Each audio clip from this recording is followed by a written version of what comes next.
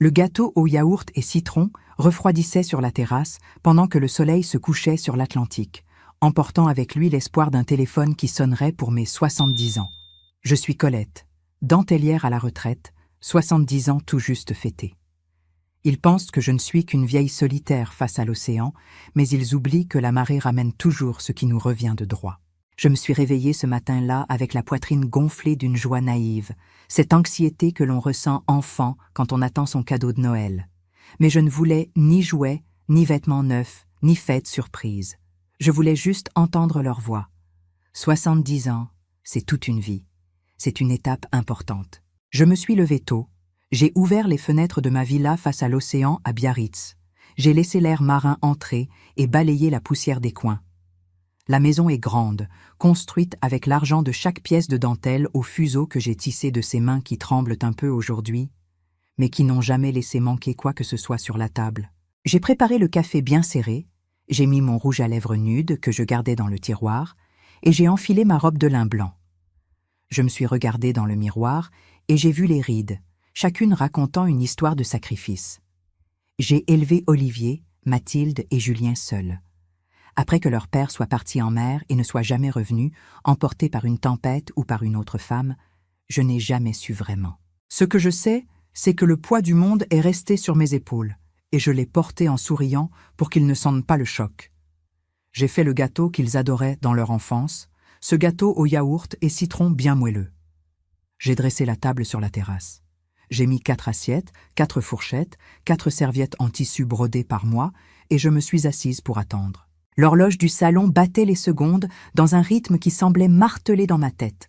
9 heures, 10 heures, midi. Le portable était là à côté du vase de fleurs, avec la batterie chargée et le volume au maximum. J'ai pris l'appareil une dizaine de fois pour vérifier le signal. Il y en avait. Internet fonctionnait parfaitement. J'ai ouvert l'application de messages et j'ai vu le statut en ligne sous le nom de chacun d'eux. Olivier, mon aîné, est ingénieur à Bordeaux. J'ai vu dans son statut une photo d'un déjeuner d'affaires, un plat chic avec des traits de sauce. Mathilde, ma cadette, celle qui a toujours été la plus attachée, avait posté des vidéos à la salle de sport en se plaignant de son entraînement. Julien, le petit dernier, mon chouchou devenu avocat, postait des photos d'un apéro entre amis, célébrant le week-end. Il était 15 heures quand la première larme est tombée sur l'assiette vide. Il n'avait pas oublié quel jour c'était. Personne n'oublie l'anniversaire de sa mère. Surtout une date ronde. Ils avaient choisi de ne pas appeler. La priorité était ailleurs. Leur vie, construite sur les fondations que j'ai payées avec mes yeux fatigués de temps brodés à la lumière de la lampe, était trop importante pour être interrompue par un bon anniversaire, maman. L'après-midi s'est terminé et le doré du soleil est devenu un violet triste à l'horizon. Le bruit des vagues, qui a toujours été ma berceuse, ressemblait à une lamentation. Quand la nuit est arrivée complètement, apportant ce vent froid qui glace l'âme, j'ai compris. Il n'y aurait pas d'appel, pas de message, pas même un audio de 5 secondes. Le gâteau restait intact au centre de la table. Je me suis levée lentement, sentant mes articulations me faire plus mal que d'habitude. La douleur émotionnelle a un poids physique. J'ai pris une bougie que j'avais dans le tiroir de la cuisine, une bougie ordinaire de celle qu'on utilise quand il y a une coupure d'électricité. Je l'ai plantée au milieu du gâteau. J'ai allumé l'allumette. La flamme a tremblé avec le vent de l'océan. Joyeux anniversaire, Colette. J'ai chanté doucement d'une voix étranglée pour que personne ne l'entende à part Dieu et l'océan. En ce jour qui t'est cher, beaucoup de bonheur. J'ai soufflé la bougie et la fumée est montée, emportant mes dernières illusions. J'ai pleuré comme je n'avais pas pleuré depuis mon veuvage. J'ai pleuré à sangloter avec la tête posée sur la table en bois froid. Ce n'était pas de la colère, c'était une tristesse profonde, un trou dans la poitrine où vivait autrefois la certitude d'être aimé. Le lendemain est arrivé gris, en accord avec mon état d'esprit. Je suis entrée dans la maison, je me suis lavé le visage et j'ai regardé le portable une fois de plus. Rien, aucune notification manquée. Leur silence criait dans la maison vide. C'est à ce moment-là, en regardant l'écran noir de l'appareil, que quelque chose a changé en moi. La tristesse de la veille a commencé à sécher, durcissant comme de l'argile au soleil. J'ai toujours été une femme d'action. Personne ne construit le patrimoine que j'ai construit en pleurant dans les coins. J'ai commencé en vendant de la dentelle sur la plage avec un panier sous le bras et j'ai fini propriétaire de 3 boutiques d'artisanat et propriétaire de la moitié des terrains de ce lotissement en bord de mer. Ils savaient que j'avais de l'argent, bien sûr, mais ils n'ont jamais su combien. J'ai toujours été discrète. Maman garde un peu d'argent à la banque, je disais. Ils croyaient que c'était juste assez pour mes médicaments et les courses. Je suis allée dans ma chambre et j'ai ouvert le fond secret de l'armoire ancienne. J'en ai sorti le dossier de documents, extraits bancaires, actes notariés, titres, des papiers que je ne regardais pas avec attention depuis des mois. Parce que dans ma tête, tout cela était pour eux. Ma succession, l'avenir de mes petits-enfants qui venaient à peine me voir. Ils voulaient la guerre. Ils l'auraient, mais ce ne serait pas une guerre de cris, ce serait une leçon silencieuse, tissée point par point, comme une dentelle au fuseau compliqué que seules des mains expertes savent défaire. Mais avant de continuer, vérifiez si vous êtes déjà abonné à la chaîne et dites « nous » en commentaire de quelle ville ou pays vous nous regardez. Nous aimons beaucoup savoir jusqu'où nos histoires voyagent. Je suis allée dans ma chambre et j'ai ouvert le double fond de l'armoire ancienne en jacaranda. J'en ai sorti le dossier de documents, les extraits bancaires, les actes de propriété, les titres du trésor, des papiers que je ne consultais pas depuis des mois parce que dans ma tête, tout cela était pour eux. J'ai commencé à additionner. J'ai pris la vieille calculatrice à gros boutons et j'ai fait le total. Le montant final m'a fait écarquiller les yeux. Les intérêts composés avaient travaillé en silence pendant que je vieillissais. J'avais une petite fortune, assez d'argent pour voyager 3 fois autour du monde, pour acheter un appartement de luxe à Bordeaux, pour faire ce que je voulais. Et moi ici en train de manger un gâteau rassis et de pleurer pour des gens qui ne me consacrent pas une minute. J'ai passé les 2 mois suivants dans un silence absolu. Je n'ai pas appelé pour demander comment ils allaient. Je n'ai pas envoyé de message de bonjour dans le groupe de famille. Je suis sortie du groupe, tout simplement. Aucun d'eux ne l'a remarqué la première semaine, ni la deuxième. Pendant ce temps, j'ai commencé à vivre. Je suis allée chez le coiffeur et j'ai coupé mes cheveux courts, modernes. Mais le plus important a été ce que j'ai fait chez le notaire. Je suis allée à l'étude notariale de Bayonne, où je savais que beaucoup de choses se passaient. L'avantage d'avoir 70 ans et d'avoir vécu toute sa vie dans la région, c'est qu'on connaît les bonnes personnes. Le notaire, M. Moreau, était le petit ami d'une de mes cousines il y a 50 ans. Il m'a reçu avec un café et un sourire jaune, ne comprenant pas ce que Madame Colette, la dentelière, faisait là si tôt. « Monsieur Moreau, j'ai besoin d'une faveur, de celle qui reste entre nous et les murs. » J'ai dit en m'asseyant devant son bureau avec une posture droite. « Bien sûr, Colette. Que puis-je faire pour vous? Je veux consulter le fichier des propriétés et des dettes enregistrées au nom de mes 3 enfants, Olivier, Mathilde et Julien. » Il a écarquillé les yeux derrière ses lunettes épaisses. « Mais Colette, c'est public, Monsieur Moreau. N'importe qui avec du temps et de l'intérêt peut y accéder. Je veux juste gagner du temps. » 2 heures plus tard, j'étais assise sur un banc de la place avec une enveloppe Kraft dans les mains, sentant le soleil réchauffer mes genoux, mais un froid terrible dans l'estomac. Ce que j'ai découvert n'était pas seulement de l'irresponsabilité, c'était un château de cartes sur le point de s'effondrer. Olivier, mon ingénieur à succès, avait 3 appartements financés et 2 étaient déjà en procédure de saisie immobilière par la banque. Son cabinet avait plus de contentieux prud'homaux que de projets approuvés. Mathilde, qui m'avait demandé 15 000 € pour changer de voiture, était en réalité fichée à la Banque de France, devait le découvert, les cartes de crédit et même les frais de scolarité des enfants. Sa voiture faisait déjà l'objet d'une procédure de saisie. Et Julien, mon avocat, j'ai découvert qu'il était poursuivi par un client pour abus de confiance. Ils n'avaient pas besoin d'aide. Ils avaient besoin d'un miracle, et ils pensaient que le miracle s'appelait héritage de maman. Je suis retournée à ma voiture et j'ai roulé jusqu'à l'agence immobilière centrale, celle qui gérait les locations de mes terrains. Je suis entrée dans le bureau du gérant qui s'est levé d'un bond. « Madame Colette, quel honneur. Le café comme vous l'aimez. Sans sucre et rapidement, Philippe. Allons voir les vrais chiffres. » J'ai passé l'après-midi là à réévaluer mon patrimoine. Je savais que j'avais de l'argent, mais je n'avais jamais pris le temps d'additionner la valeur de marché des biens immobiliers. Je vivais avec ma retraite de la sécurité sociale et le bénéfice de la boutique d'artisanat, en réinvestissant tout le reste. Pour la vieillesse, je disais, pour les enfants.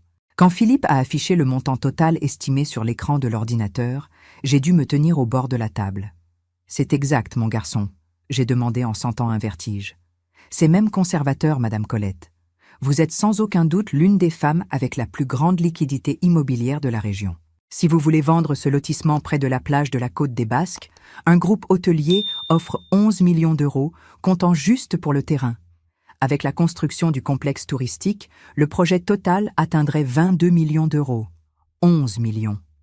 J'avais 11 millions dans un seul terrain pendant que je mangeais du pain avec du beurre et que j'attendais un coup de téléphone d'anniversaire qui n'est jamais venu. Je suis sortie de l'agence en marchant lentement, essayant d'absorber le poids de cette information.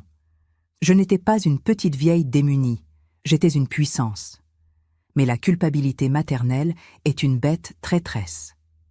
Elle me chuchotait à l'oreille. « C'est ta faute, Colette. Tu as tout donné, tu as facilité. Tu ne les as pas laissés apprendre à donner de la valeur à la sueur. J'ai créé des parasites et l'hôte était fatigué. J'ai regardé mes mains, les veines saillantes, les taches de soleil, les callosités sur les doigts à force de manipuler les fuseaux de bois.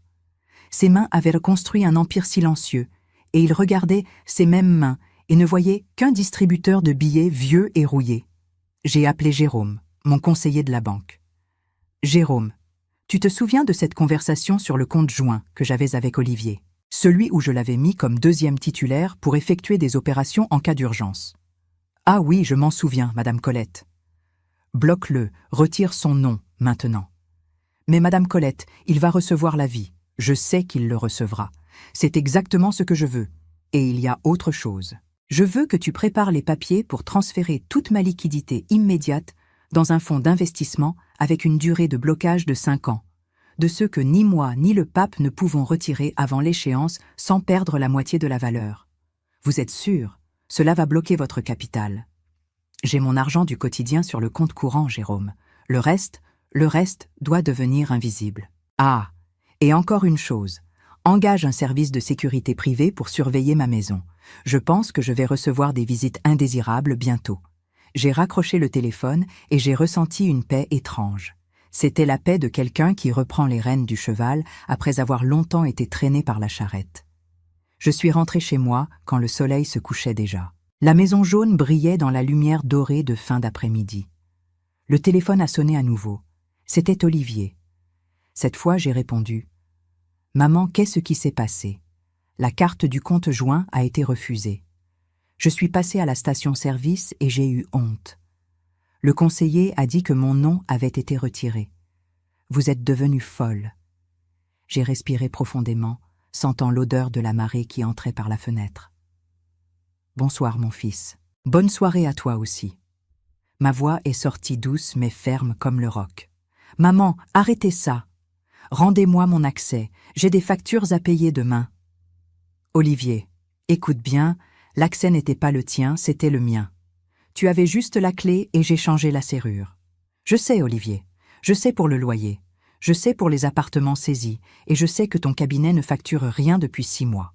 Dimanche, je veux vous voir tous ici pour le déjeuner. Vous 3. Amenez les enfants et ne soyez pas en retard. J'ai une annonce importante à faire concernant l'argent. J'ai raccroché. Mes mains tremblaient un peu. Confronter ceux qu'on aime fait plus mal que d'arracher une dent. Mais j'ai regardé autour de moi, ma maison, mes conquêtes, ma liberté nouvellement découverte. Je n'étais plus la figurante dans leur vie. J'étais l'auteur de ma propre histoire. 2 mois après cet anniversaire solitaire, j'étais devenu quelqu'un d'autre. J'avais coupé mes cheveux courts, teints d'un châtain cuivré que j'avais toujours trouvé beau, mais que j'avais eu honte de porter. J'avais acheté des vêtements neufs, colorés, rien de ces vêtements de dame en ton beige et gris. J'avais fait repeindre la maison d'un jaune solaire vibrant. J'avais commencé à fréquenter un club de lecture à la médiathèque municipale et je m'étais lié d'amitié avec Brigitte et Monique, 2 veuves dégourdies qui voyageaient tous les mois. La solitude, qui semblait auparavant une punition, était devenue liberté. J'étais sur la terrasse, en train de lire un livre et de boire un verre de vin blanc de Entre-deux-Mers bien frais, une habitude nouvelle que j'avais acquise quand le téléphone a sonné. Le nom brillait sur l'écran. Mathilde, ma fille. Mon cœur a fait un bond. Je ne vais pas mentir. L'instinct de mère est une chose maudite. On veut répondre en courant, on veut savoir si tout va bien. Mais j'ai respiré profondément. J'ai regardé l'océan, j'ai compté jusqu'à 3. J'ai laissé sonner 5 fois avant de faire glisser mon doigt sur l'écran. Allô. Ma voix est sortie calme, tranquille. Maman, Dieu merci, vous avez répondu. La voix de Mathilde était stridente, accélérée. Aucun bonjour maman, aucun tu vas bien. Elle est venue directement avec l'urgence de quelqu'un qui pense que le monde tourne autour de son nombril. Vous avez disparu, vous êtes sorti du groupe, vous n'envoyez plus de messages. Il s'est passé quelque chose, le portable est cassé. Non, ma fille, le portable va très bien. Je vais très bien, j'ai répondu en sirotant mon vin. Ah, tant mieux. Écoute maman, je n'ai pas beaucoup de temps, je suis dans une course folle ici. Le truc c'est ça. Olivier m'a dit que vous devez avoir de l'argent de côté de la vente de ces vieilles dentelles. C'est qu'il y a une opportunité à ne pas manquer de changer de voiture, tu vois. La mienne a déjà 10 ans, elle se dévalorise. Et Marc a accidenté la sienne. Bref, j'ai besoin de 15 000 €. Urgent. Demain matin, je dois donner la compte. J'ai fermé les yeux une seconde. 15 000. Comme si elle demandait un verre d'eau, sans demander de mes nouvelles, sans demander comment s'était passé mon anniversaire il y a 2 mois. Juste la certitude arrogante que la banque de maman était toujours ouverte. 15 000, j'ai répété en testant le son des mots. Oui maman, 15 000. Après on verra comment te rembourser. Tu n'utilises même pas l'argent de toute façon. Tout reste là sans rien faire. Fais-moi un virement maintenant. Ton compte, c'est toujours ton numéro de sécurité sociale. Non. J'ai senti un rire amer monter dans ma gorge. Tu n'utilises même pas l'argent de toute façon. Ils pensaient vraiment que j'étais déjà morte de mon vivant, que je n'étais qu'une gardienne de leur héritage. Mathilde, j'ai commencé en utilisant ce ton de voix que j'utilisais quand elle était enfant et faisait des bêtises. Quoi, maman? Tu vas me dire que tu n'as pas. Olivier a dit que tu avais. Ne me raconte pas d'histoire, c'est urgent. Désolée, ma fille. J'ai fait une pause dramatique, écoutant sa respiration impatiente de l'autre côté. Aujourd'hui, c'est un anniversaire. L'anniversaire de qui, maman? De quoi tu parles? Elle a soufflé. Aujourd'hui, c'est l'anniversaire de ma nouvelle vie, Mathilde, et c'est moi qui choisis le cadeau. J'ai raccroché le téléphone sans attendre la réponse. Le son de l'appel terminé s'est mélangé au bruit des vagues qui se brisaient sur le sable. L'appareil a recommencé à sonner immédiatement. C'était elle, puis Olivier, puis Julien. Le trio au complet, enfin réuni, non pas par amour, mais par le désespoir d'entendre un non. Le portable sur la table basse semblait un cafard fou, vibrant et tournant tout seul à chaque nouvel appel. Le mode silencieux empêchait le bruit, mais la lumière de l'écran clignotait dans la pièce sombre comme un phare d'alerte. Il était 6 heures du matin. J'étais déjà debout avec ma tasse de café fumante dans les mains, observant cet appareil avoir une crise de nerfs. 142 messages sur WhatsApp, 35 appels manqués. Le groupe de famille, celui-là même dont j'étais sortie, avait été recréé en urgence avec le nom urgent maman. Il m'avait rajouté. Je n'ai pas ressenti de peur, ni cette angoisse d'autrefois. J'ai ressenti une curiosité froide, clinique. Je me suis assise dans le fauteuil, j'ai mis mes nouvelles lunettes de lecture, monture rouge, bien moderne, et j'ai commencé à lire les messages sans les ouvrir, juste par la barre de notification pour ne pas leur donner la satisfaction des coches bleues. Maman répond. Il s'est passé quelque chose. Olivier, vous avez bu. C'était quoi ça au téléphone? Mathilde. Madame Colette, c'est moi, Julien. Mathilde pleure ici. Appelez-nous. Julien. Ils n'étaient pas inquiets pour ma santé. Ils étaient paniqués par mon changement. La brebis s'était transformée en loup et le troupeau était confus. J'ai décidé que je ne répondrais pas encore. J'ai pris mon bain, j'ai mis un pantalon de lin beige et une chemise de soie vert émeraude. Rien de robe de rester à la maison. J'ai pris mon sac, la clé de la voiture, une berline grise que je gardais impeccable malgré le peu d'usage, et je suis sortie. Le téléphone a sonné à nouveau. C'était Olivier. Cette fois, j'ai répondu « Maman, s'il vous plaît, c'est sérieux. » L'usurier me met la pression. C'était celle de Mathilde. Elle avait enfin avoué. Ce n'était pas un changement de voiture, c'était un usurier. Mon cœur s'est serré, bien sûr. Aucune mère ne veut voir sa fille dans les mains d'un bandit. Mais si je donnais les 15 000 maintenant, la semaine prochaine ce serait 30 000, le mois prochain 50 000. Je ne ferais que retarder le naufrage et couler avec eux. J'avais besoin d'un plan, pas une vengeance, parce qu'une mère ne se venge pas de son enfant, mais une leçon magistrale, de celle que la vie enseigne d'une main lourde, mais que moi, avec mes ressources, je pouvais administrer avec une précision chirurgicale. J'ai appelé Jérôme, mon conseiller de la banque. « Jérôme, tu te souviens de cette conversation sur le compte joint que j'avais avec Olivier ?»« Ah oui, je m'en souviens, Madame Colette. Bloque-le, retire son nom maintenant. »« Olivier, écoute bien, l'accès n'était pas le tien, c'était le mien. Tu avais juste la clé, et j'ai changé la serrure. Mais pourquoi ? Pourquoi vous faites ça ? C'est à cause de l'anniversaire. C'est une vengeance. Quelle chose puérile. Ce n'est pas une vengeance, mon fils. C'est de l'éducation, celle que j'ai oublié de donner quand tu avais 10 ans. Je te la donne maintenant à 45 ans. Maman, vous n'avez pas idée. Je dois le loyer du cabinet. Je sais, Olivier. Je sais pour le loyer. Je sais pour les appartements saisis et je sais que ton cabinet ne facture rien depuis 6 mois. Le silence de l'autre côté de la ligne était sépulcral. Il a arrêté de respirer. Le choc de savoir que je savais était plus grand que le choc de la carte bloquée. Comment ? Comment vous savez ? Je suis ta mère, Olivier. J'ai nettoyé tes couches et maintenant je vois ta saleté à nouveau. Mais cette fois je ne vais pas nettoyer. Maman, je vous en supplie. N'utilise pas le nom de Dieu en vain, mon garçon. Écoute, dimanche, je veux vous voir tous ici. Toi, Mathilde et Julien, pour le déjeuner. Le déjeuner. Vous voulez faire un déjeuner dans un moment pareil ? Oui. Je veux fêter mon anniversaire, celui qui est passé. Amenez les enfants et ne soyez pas en retard. J'ai une annonce importante à faire concernant l'argent. Vous allez donner l'argent. L'espoir dans sa voix était pathétique. Venez déjeuner, Olivier. On parlera en se regardant dans les yeux. J'ai raccroché.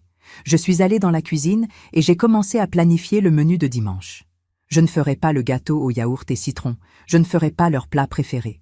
Je ferai ce que j'aime, une bouillabaisse bien épicée avec beaucoup de piment.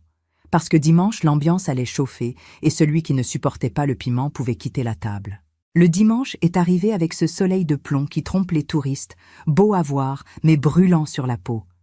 Je me suis réveillée avant même les coqs du voisinage, mue par une énergie qui mélangeait anxiété et un calme froid, calculateur. Pendant que je passais le café, l'odeur forte de la poudre se mélangeait à l'arôme du safran que je chauffais déjà dans la casserole en terre. La première pièce de mon échiquier a été positionnée à 8 heures du matin.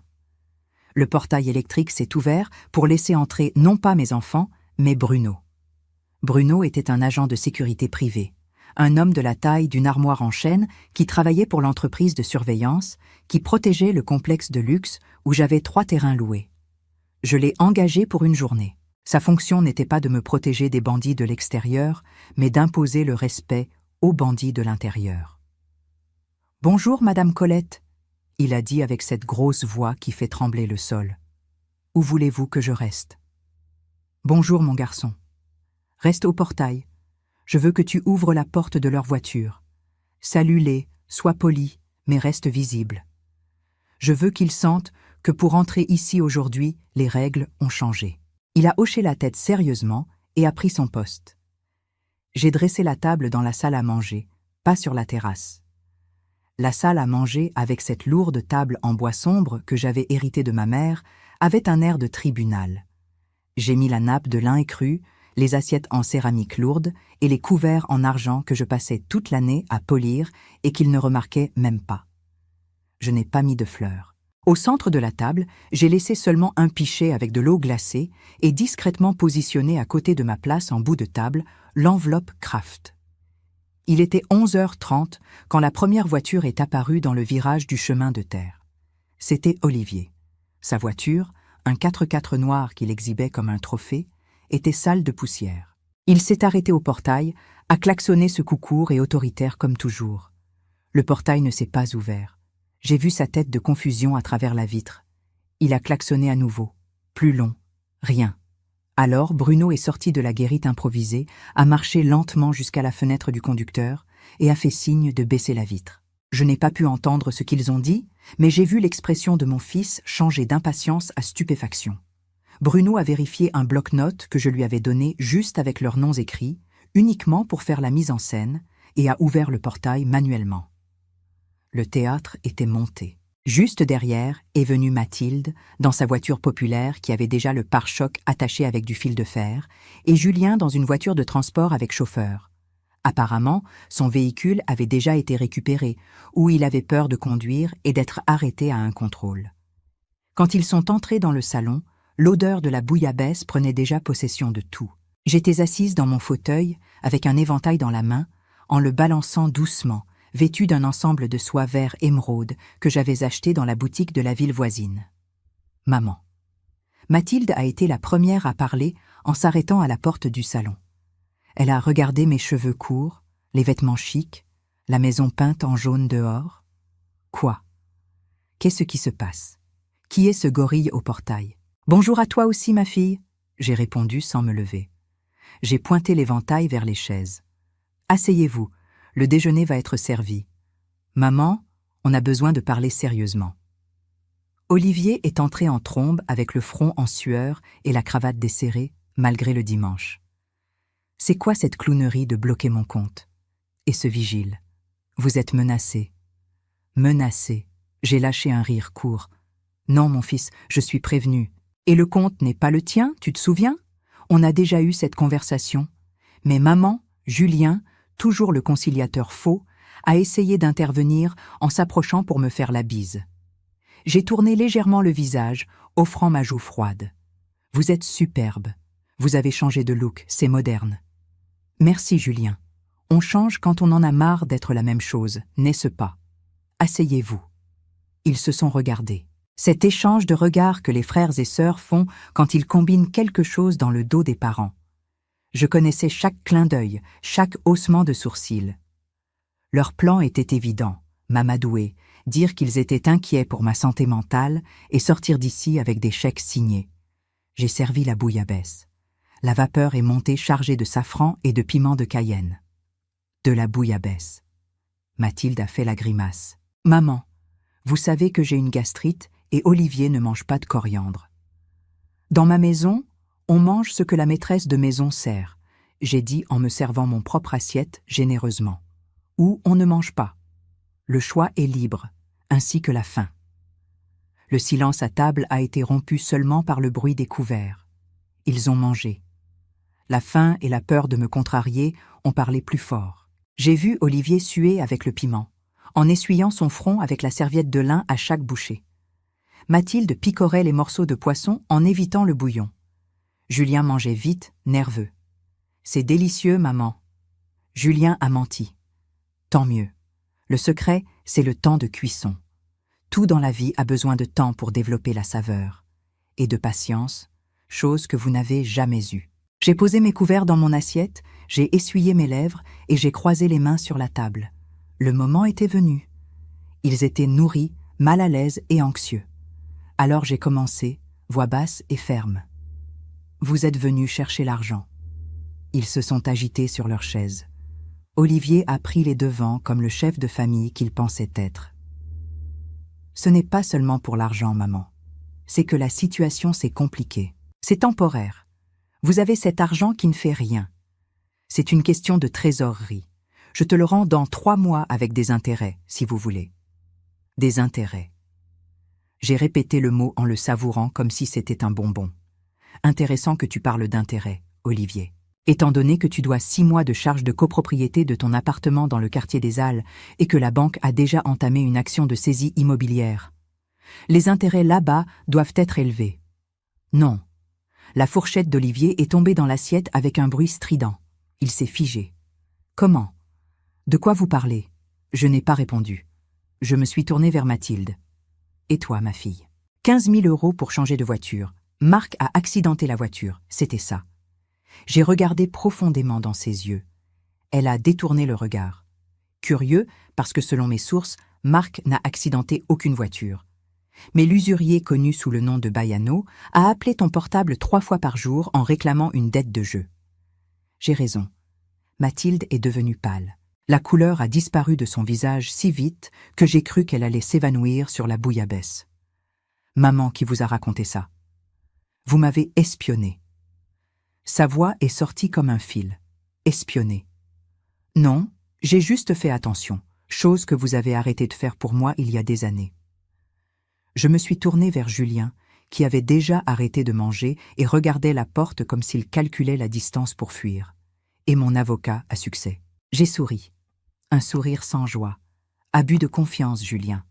Prendre l'argent de l'indemnisation de cette pauvre veuve et le dépenser en voyage. Que c'est laid. Le silence qui s'est installé dans le salon était lourd, solide. On pouvait le couper avec le couteau à poisson. Ils me regardaient comme si je m'étais transformée en monstre à 7 têtes devant eux. La petite vieille, qui faisait du gâteau au yaourt et attendait un coup de téléphone, avait disparu. À sa place, se tenait une femme qui en savait trop. Vous avez engagé un détective. Olivier a demandé, la voix rauque, l'arrogance transformée en peur pure. Je n'ai pas dépensé 1 centime avec un détective. L'information est là dans le monde. Il suffit de savoir où chercher. Et moi, mes enfants, j'ai beaucoup de temps libre. Du temps que vous m'avez offert en cadeau en m'oubliant ici. J'ai pris l'enveloppe Kraft à côté de moi. Je l'ai ouverte lentement en sortant les feuilles imprimées. J'ai mis une pile devant chacun. Qu'est-ce que c'est? Mathilde a demandé avec peur de toucher le papier. C'est la réalité, la somme de vos dettes. J'ai tout additionné. Le trou est profond. Vous 3 ensemble devez presque 370 000 €. Et ça sans compter les intérêts de l'usurier de Mathilde qui augmentent pendant qu'on parle. Ils ont regardé les papiers. J'ai vu le choc dans leurs yeux en voyant leur vie financière, ratée exposée sur une feuille de papier imprimée par la mère qu'ils pensaient être une paysanne ignorante. « Maman, vous avez cet argent. » Julien a demandé presque en pleurant. Le masque du bon garçon est tombé complètement. Si vous payez, je promets. Je jure que je rends chaque centime. Je peux être emprisonnée, maman. Je peux perdre mon inscription au barreau. Et Mathilde peut perdre ses jambes si elle ne paie pas ce Baiano. J'ai complété froidement. Et Olivier va perdre son appartement et sa pose de riche. Je me suis levée de la chaise et j'ai marché jusqu'à la fenêtre. Bruno continuait là dehors. Immobile, une statue de sécurité. J'ai l'argent, j'ai dit dos à eux. J'ai entendu le soupir de soulagement collectif. J'ai beaucoup plus que ça. Je me suis retournée lentement. Mais je ne vais pas vous donner 1 centime. Le nom a résonné dans le salon. C'était comme une gifle. Quoi? Mathilde a crié en se levant. Vous voulez nous voir détruits. C'est ça. C'est une vengeance parce qu'on n'a pas appelé pour votre anniversaire. Maman, je vous en supplie, je cours un risque de mort. Assieds-toi, Mathilde. Ma voix a tonné. Elle s'est assise effrayée. Je n'avais jamais élevé la voix avec eux depuis qu'ils étaient enfants. Ce n'est pas une vengeance, c'est une affaire. J'ai marché de retour vers la table et j'ai appuyé mes mains sur le bois. Je vais payer vos dettes. J'ai lâché la phrase et j'ai vu les épaules se détendre. Calme, je n'ai pas fini. Je vais payer, mais je ne vais pas vous donner l'argent en main. Je vais racheter les dettes. Comment ça? Julien a froncé les sourcils, le cerveau d'avocat essayant de traiter. Simple, je paie la banque, l'usurier et la veuve, et vous vous mettez à me devoir à moi. Mais ce ne sera pas une dette de mère à fils, sans échéance et sans intérêt. Ce sera documenté avec des garanties. Quelle garantie? Je n'ai rien. Mathilde a gémi. Vous avez votre force de travail.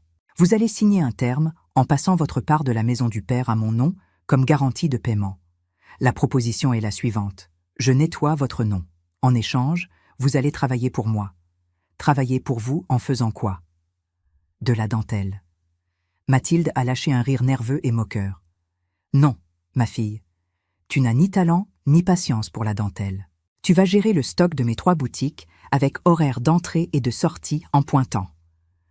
Olivier va superviser les travaux de rénovation des auberges que j'ai l'intention de construire sur mes terrains. Et Julien. Julien va s'occuper de la partie bureaucratique de la régularisation de ses biens immobiliers. Tout sous ma supervision stricte. Et si on n'accepte pas? Olivier a défié. J'ai marché jusqu'à la porte du salon et je l'ai ouverte, laissant le vent de l'océan entrer. Le portail est ouvert. Vous êtes libre de partir et libre d'expliquer à la banque, à l'usurier et au juge pourquoi vous n'avez pas d'argent. Le déjeuner est terminé. Je suis resté là debout en tenant la porte. Le son des vagues qui se brisaient sur la plage remplissait le silence tendu du salon. Ils se regardaient, évaluant les options. D'un côté, l'humiliation d'obéir à la mère qu'ils avaient méprisée. De l'autre, la ruine totale, la prison, la violence. Je savais ce qu'ils choisiraient. Les rats acculés n'attaquent pas le chat s'ils voient un morceau de fromage, même s'il est dans une souricière. Julien a été le premier à baisser la tête. Où est ce que je signe, maman? Le lundi est arrivé avec un goût de fiel pour mes enfants et une odeur de café frais pour moi. À 7 heures du matin pile, j'ai garé ma voiture devant l'étude d'avocat, où nous avions convenu de signer les papiers. Ils étaient déjà là. La peur a le pouvoir de rendre les gens ponctuels. Une vertu que j'ai essayé d'enseigner avec amour et j'ai échoué, mais que la menace de la ruine a enseigné en 24 heures. Ils ont tout signé sans vraiment lire. Julien, qui est avocat, a même essayé de parcourir les clauses des yeux, mais ses mains tremblaient tellement que je doute qu'il ait compris une ligne. Le contrat était clair. Je prenais en charge les dettes, je nettoyais leurs noms, et en échange, ils me devaient des heures de travail et la garantie des biens futurs. C'était une servitude volontaire, la seule corde capable de les sortir du puits. Et maintenant, maman. Mathilde a demandé en rangeant la copie du contrat dans son sac de marque contrefaite, avec les yeux gonflés de quelqu'un qui n'a pas dormi. L'argent tombe sur le compte aujourd'hui. J'ai lâché un rire sec qui a fait que l'avocat, maître Bernard, me regarde avec respect. L'argent sur le compte. Vous n'avez rien compris. L'argent va directement au créancier. Pour vous, ce qu'il y a, c'est du travail. Et ça commence maintenant. Olivier, enlève cette cravate ridicule. Tu vas au chantier du lotissement Soleil Couchant. Mathilde, attache tes cheveux. Le stock de la boutique principale est en désordre et l'inventaire commence à 8 heures. Julien, tu viens avec moi. Nous avons des études notariales à visiter. Je les ai menées jusqu'à la porte. Le soleil était déjà haut et brûlait la peau. J'ai séparé le troupeau, chacun vers son enclos. La première semaine a été un spectacle d'horreur et de tentatives frustrées de mutinerie. J'ai suivi tout de près, comme un faucon surveillant la basse-cour. J'ai installé des caméras dans le stock de la boutique et je surveillais par portable Mathilde, essayant de soudoyer l'ancienne employée, Madame Rousseau, pour qu'elle fasse le travail lourd à sa place. Madame Rousseau, j'ai parlé par le haut-parleur du système de sécurité en faisant peur aux deux. Si Mathilde ne porte pas ses cartons de céramique toute seule, la déduction vient de votre salaire et le licenciement vient pour elle. Mathilde a regardé la caméra avec haine, a soufflé et a pris le carton. J'ai vu quand l'ongle Angèle s'est cassé. J'ai souri. L'ongle repousse. Le caractère, il faut le forger de force. Olivier a été plus difficile. Le deuxième jour, il a essayé de donner des ordres sur le chantier. Il a voulu changer le tracé d'un mur de soutènement que M. Dupont, avec 40 ans d'expérience, avait planifié. Pas ici, petit docteur, j'ai entendu M. Dupont raconter après. Votre mère a dit que celui qui commande ici, c'est le plan et moi. Monsieur prend l'appel ou prend la porte. Olivier a essayé de m'appeler furieux en disant qu'il était humilié. L'humiliation, c'est de voir les charges de copropriété et avoir l'huissier à la porte, mon fils. J'ai répondu tranquillement pendant que je vérifiais les extraits des investissements. Le travail honnête n'a jamais tué personne. Continue à creuser. Julien, le pauvre, a pensé qu'il s'en sortirait bien en s'occupant de la bureaucratie, mais je l'ai mis pour faire le travail d'agent administratif qu'il jugeait inférieur. File d'attente de banque, file d'attente d'études notariales, authentification de documents, recherche de certificats dans des archives poussiéreuses, rien de climatisation et d'audience chic. Il rentrait à la maison avec la rhinite qui le reprenait et la poussière des archives imprégnée dans le costume bon marché. Mais le véritable choc de réalité, le moment où la prise de conscience est tombée avec le poids d'une enclume, s'est produit le vendredi. J'ai convoqué les trois pour une réunion d'alignement. J'ai envoyé l'adresse par message. Ce n'était pas chez moi, ni à la boutique. C'était au centre de congrès de l'hôtel le plus luxueux de la région. celui qui se trouve à la pointe de la plage, où la nuitée coûte ce qu'il gagnait en 1 mois avant de faire faillite. Ils sont arrivés méfiants, mal habillés, en sueur de la semaine de vrai travail. La réceptionniste, impeccable, a fait la grimace devant les bottes sales de boue d'Olivier, mais a souri largement quand elle m'a vu arriver derrière eux. « Madame Colette, la direction vous attend déjà dans la salle présidentielle. »« Merci, ma chère. »« Ce sont mes stagiaires. Ils viennent avec moi. » Nous sommes entrés dans la salle de réunion. Une immense table en verre, des chaises en cuir, vue sur l'Atlantique bleu turquoise. Assis là se tenaient 4 hommes en costume gris, avec des têtes de gens qui font bouger le PIB du département, et une femme élégante avec une tablette dans la main. Quand je suis entré, tous se sont levés. « Colette, quel plaisir de vous revoir !» a dit le plus âgé en me tendant la main avec une révérence sincère. Nous étions impatients de finaliser les détails du complexe hôtelier. Mes enfants sont restés paralysés à la porte. J'ai pointé les chaises au fond de la salle, loin de la table principale. Asseyez-vous là et observez. Et s'il vous plaît, en silence. La réunion a commencé. Et c'est là, pendant ces 2 heures, que le masque de la vieille dentelière est tombé complètement pour révéler qui j'étais vraiment. J'ai projeté sur l'écran les plans du nouvel investissement. Ce n'était pas juste un terrain. J'entrais comme associé majoritaire dans la construction d'un complexe touristique écologique haut de gamme. Les terres étaient à moi, le capital initial était à moi, la vision était à moi. J'ai discuté de taux de retour, d'intérêt, d'impact environnemental et de législation de zonage avec une fluidité qui a fait tomber la mâchoire de Julien.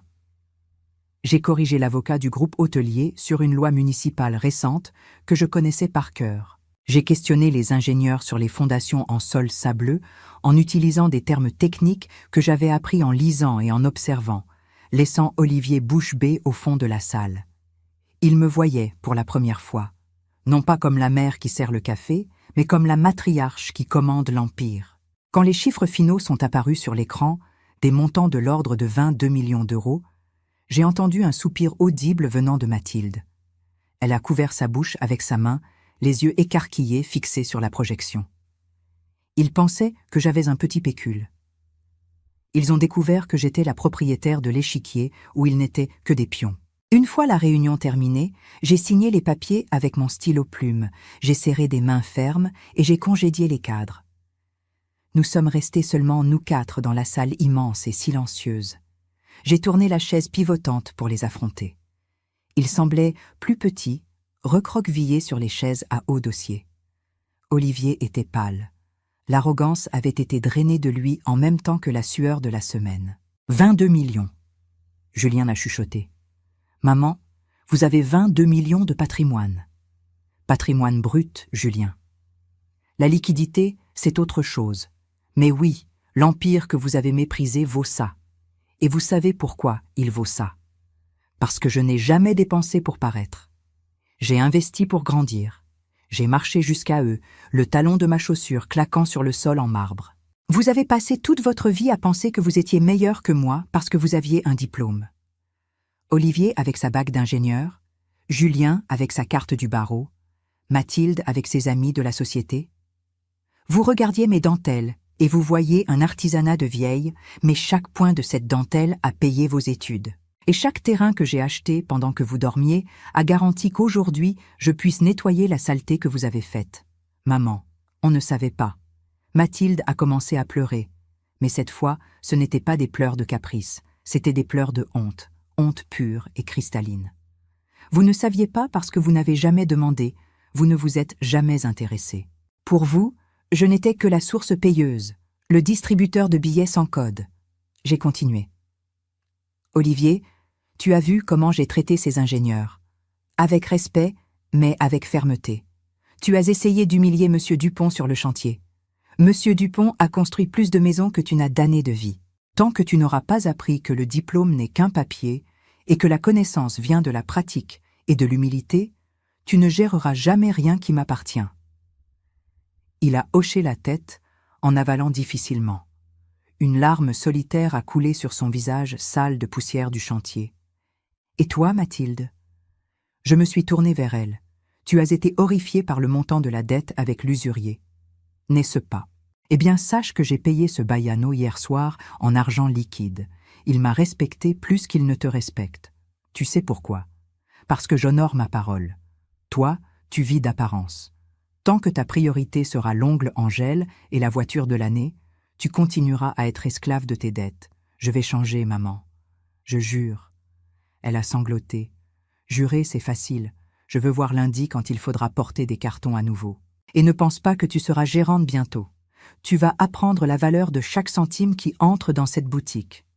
J'ai pris mon sac. La réunion est terminée. Vous pouvez rentrer chez vous. Le week-end est libre, mais lundi, le pointage est à 7 heures.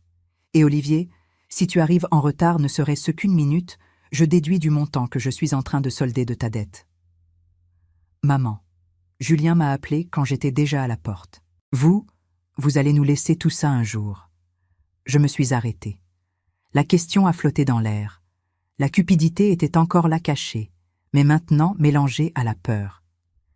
L'héritage n'est pas un droit, Julien, c'est une conquête.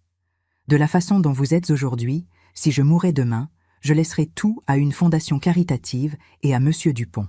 Vous n'auriez pas la compétence pour gérer un stand de hot-dog, encore moins mon patrimoine. Ils ont frémi. La possibilité réelle de perdre la poule aux œufs d'or a frappé fort. Mais j'ai continué en adoucissant la voix seulement d'1 millimètre. Si vous prouvez que vous êtes devenus des gens bien, si vous montrez que vous avez une colonne vertébrale et pas seulement de la cupidité, qui sait, l'avenir on le construit comme la dentelle au fuseau, point par point. Et si ça fait des nœuds aveugles, on coupe et on recommence. Je suis sortie de la salle sans regarder en arrière. Je les ai laissés là, en train de digérer le choc, petits devant la vue panoramique de l'Empire qu'ils avaient presque perdu par pure stupidité. Je suis descendue par l'ascenseur panoramique en sentant une légèreté que je ne ressentais pas depuis des décennies. J'avais repris le contrôle. Ils n'étaient plus mes enfants gâtés, ils étaient mes employés, ils étaient mes débiteurs. Et pour la première fois de leur vie, ils me regardaient avec la crainte respectueuse qu'on doit avoir devant une force de la nature. L'odeur de ciment frais mélangé à l'air marin m'a toujours semblé être le parfum du progrès. Mais aujourd'hui, 1 an après cette réunion fatidique à l'hôtel, elle a l'odeur de la victoire. Je suis assise sur le banc en bois qu'Olivier a construit de ses propres mains sous l'ombre de l'amandier dans le jardin. Mes mains, autrefois occupées seulement avec les fuseaux, tiennent maintenant une tablette où je suis le chiffre d'affaires des boutiques et l'avancement du chantier du complexe touristique qui est enfin en phase de finition. Je n'ai pas eu besoin d'engager un autre ingénieur. Mon fils, celui qui pensait que l'ingénierie se faisait de l'intérieur d'un bureau avec climatisation, a appris que la théorie ne tient debout que si le mortier a le bon mélange. Au début, c'était une guerre. Il rentrait à la maison avec les mains écorchées, se plaignant du dos, maudissant Monsieur Dupont et moi dans ses pensées. Mais la nécessité est une professeure sévère. Quand il a compris que je n'allais pas céder, que son salaire était le minimum et que le reste allait pour solder la dette que j'avais rachetée, la clé a tourné. Aujourd'hui, j'ai vu Olivier discuter avec un fournisseur de verre, non pas avec arrogance, mais avec connaissance. Il savait le prix, il savait la qualité, il savait le délai. Il était sale de poussière, avec la botte usée, mais je ne l'avais jamais entendu aussi homme. Ce garçon gâté en costume brillant est mort dans la première bétonnière qu'il a dû aider à porter. Un professionnel est né qui honore enfin le diplôme qu'il a accroché au mur. Mathilde. Ah, Mathilde. La première semaine à la boutique a été un enfer. Elle a cassé des vases, a maltraité une cliente, a pleuré dans les toilettes. J'ai dû déduire de son salaire chaque préjudice. Ça m'a fait mal. Aucune mère n'aime voir son enfant pleurer, mais ça m'a fait plus mal de la voir devenir une femme futile au fil des années. Alors j'ai tenu bon. Hier, je suis passée à la boutique sans prévenir. Elle était à la caisse en train de clôturer le mouvement du jour. Une cliente est entrée, une dame simple qui voulait un cadeau pas cher. L'ancienne Mathilde l'aurait ignorée. La Mathilde d'aujourd'hui l'a servie avec un sourire, a emballé avec soin et a même offert un café. Quand elle m'a vue, elle n'a pas demandé d'argent. Elle m'a montré le rapport de vente avec de la fierté dans les yeux. « Maman, on a atteint l'objectif de la semaine. Je pense qu'on peut renégocier ce lot de nappes brodées avec les dentelières de la coopérative. Si on paie comptant, on obtient une réduction, elle a dit avec un crayon coincé dans le chignon désordonné. Elle a découvert que gagner son propre argent donne un plaisir que dépenser l'argent des autres ne donnera jamais. Les ongles en gel sont partis. Ils ont laissé place à des ongles courts et vernis par elles-mêmes. Mais la dignité qu'elle porte maintenant brille plus que n'importe quel vernis importé. Et Julien, mon petit dernier, mon avocat. Il a été celui qui a le plus souffert parce que l'orgueil intellectuel est le plus difficile à briser. Il a passé 6 mois à courir après des papiers à l'étude notariale, à prendre le bus, à manger sa gamelle froide. Mais le tournant s'est produit quand il a pris l'affaire de la régularisation foncière d'une communauté de pêcheurs voisine de mes terrains. C'étaient des familles qui pouvaient tout perdre. Il a plongé dans les livres, a passé des nuits blanches, non pas pour l'argent parce que je ne paierais pas de supplément, mais parce qu'il a vu l'injustice. Quand il a gagné l'affaire la semaine dernière, il n'est pas venu me demander d'augmenter son allocation. Il est venu en pleurant pour m'embrasser. « Maman, Madame Marie a pleuré quand j'ai remis l'acte de propriété. Elle a dit qu'elle allait prier pour moi. » Pour la première fois, Julien a compris que la loi sert à protéger, pas à exploiter. Aujourd'hui, c'est le 15 à nouveau, exactement 1 an après cet anniversaire solitaire avec le gâteau au yaourt et citron et la bougie de secours. 71 ans. La date ronde est passée, la douleur est passée, et la cicatrice est restée juste pour me rappeler de ne plus jamais me diminuer pour entrer dans la vie de qui que ce soit, même pas dans celle de mes enfants. Je me suis réveillée tôt comme toujours, mais je n'ai pas préparé la table. Je suis restée dans ma chambre à lire un peu en donnant du temps au temps. Je n'ai pas créé d'attente. L'attente est la mère de la déception et j'avais déjà appris cette leçon. S'ils appelaient, bien. S'ils n'appelaient pas, j'avais un complexe touristique à inaugurer et un vin frais au réfrigérateur. Mais à 8 heures du matin, j'ai entendu du bruit dans la cuisine. Odeur de café passée à l'instant, bruit d'assiette, rire bas. Mon vieux cœur de guerre a battu un peu plus vite. J'ai mis ma robe de chambre de soie, un luxe que je me permets maintenant sans culpabilité, et j'ai marché jusqu'au salon. La table était dressée, non pas avec ma nappe de lin, mais avec une nappe colorée que Mathilde a dû apporter de la boutique. Il y avait du gâteau, il y avait des gougères, il y avait des fruits et il y avait les 3. Quand ils m'ont vu, ils ont fait silence. Pas ce silence de peur du jour de la bouillabaisse épicée. C'était un silence de respect. « Bonjour, l'anniversaire », a dit Olivier en venant me faire la bise. La barbe a frotté mon visage. La main rugueuse a tenu la mienne avec fermeté. « Bon anniversaire, maman. »« Bon anniversaire, Madame Colette », a plaisanté Mathilde en me serrant fort. J'ai senti l'odeur de son parfum, mais aussi l'odeur de musc, de travail. « Joyeux anniversaire, maman. » Julien a complété avec les yeux embués. Je me suis assise en bout de table. Ils se sont assis autour. Il n'y avait pas de portable sur la table. Il n'y avait pas de précipitation. « On a un cadeau », a dit Mathilde en échangeant des regards complices avec ses frères. Elle m'a tendu une enveloppe. Ce n'était pas Kraft comme celle des dettes. C'était blanc, en papier de lin, beau. J'ai ouvert avec soin. À l'intérieur, il y avait 3 papiers. Le premier était un chèque. Le montant n'était pas élevé, mais il était symbolique. C'était la première tranche de la dette envers moi, payée avec l'argent du salaire que j'avais moi-même payé, mais qu'ils avaient sué pour gagner. Le deuxième papier était un projet, un dessin fait par Olivier. C'est le projet du Centre d'art pour les dentelières, maman. Il a expliqué en montrant les détails. J'ai dessiné pendant mes heures libres. Julien s'est occupé de la partie légale pour que la mairie approuve le terrain et Mathilde a déjà organisé la brocante pour collecter des fonds pour la construction. Il portera votre nom. Centre d'art Colette. Mes yeux se sont remplis de larmes. Je n'ai pas pleuré quand j'ai découvert leurs dettes, je n'ai pas pleuré quand j'ai bloqué les comptes, mais j'ai pleuré en voyant ce dessin, parce que là il n'y avait pas seulement un bâtiment, il y avait la preuve qu'ils avaient regardé en dehors de leur nombril.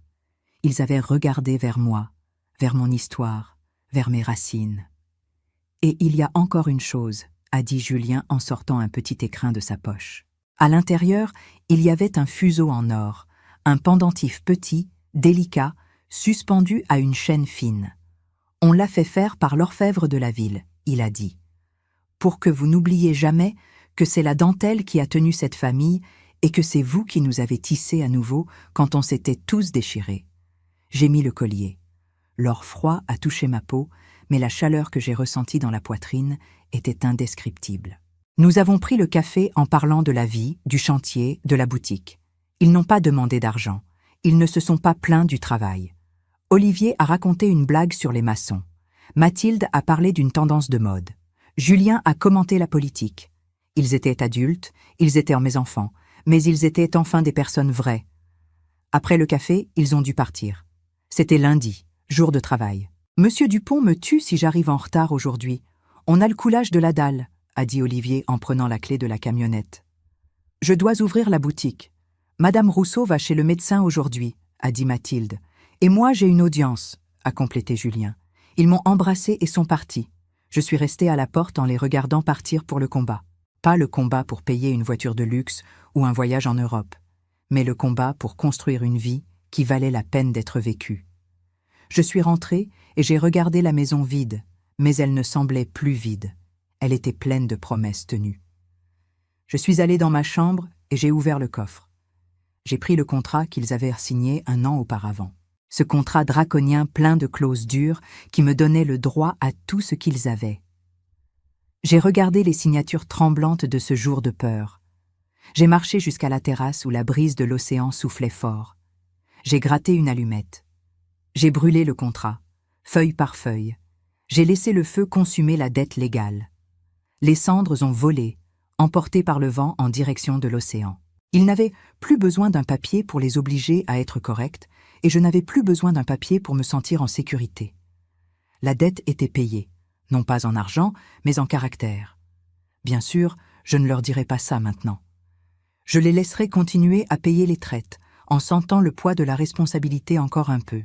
L'argent qu'ils me rendraient irait pour l'épargne de mes petits-enfants pour garantir que la prochaine génération n'aurait pas besoin de passer par ce que nous avons traversé, mais qu'elle ne serait pas non plus gâtée par la facilité. L'après-midi, je suis allée visiter le chantier du complexe.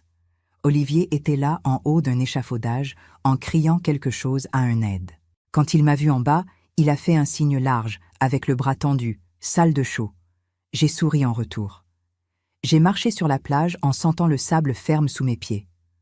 À 71 ans, j'ai découvert que la vie ne se termine pas quand les enfants grandissent. Au contraire, elle recommence. J'avais construit un empire de briques et d'argent. Oui, mais ma plus grande construction avait été la réforme morale de 3 êtres humains que j'avais mis au monde. Je me suis arrêtée devant l'océan immense, le même océan qui avait entendu mes pleurs de solitude un an auparavant. Aujourd'hui, il n'entendait que mon silence de gratitude. Je n'étais plus la vieille oubliée. J'étais Colette, dentelière, femme d'affaires, mère, et surtout une femme qui avait appris que l'amour le plus fort n'est pas celui qui passe la main sur la tête, mais celui qui offre la main pour se relever après la chute. J'ai sorti le portable de ma poche. J'ai ouvert le groupe de famille, qui s'appelait maintenant Famille Colette. J'ai envoyé une photo de l'océan et j'ai écrit « Le contrat a été brûlé par le vent, mais les fondations que vous êtes devenues sont en pierre. Fiers de qui vous êtes devenus. Le dîner ce soir est à mes frais, mais c'est vous qui faites la vaisselle. » J'ai rangé le portable et j'ai respiré profondément en remplissant mes poumons avec l'air salé de la liberté. La marée avait tourné et je pouvais enfin naviguer en eau tranquille. La vie, tout comme la dentelle au fuseau, n'a de sens que quand on a le courage de défaire ce qui est faux et la patience de tout tisser à nouveau, point par point, jusqu'à ce que ce soit parfait. Et maintenant, en regardant l'horizon, je savais que mon chef-d'œuvre était enfin complet. Si cette histoire a touché votre cœur, répondez ici dans les commentaires. À ma place, qu'auriez-vous fait? N'oubliez pas de regarder la prochaine vidéo qui apparaît sur votre écran. Elle apporte un rebondissement surprenant et émouvant qui vous captivera du début à la fin.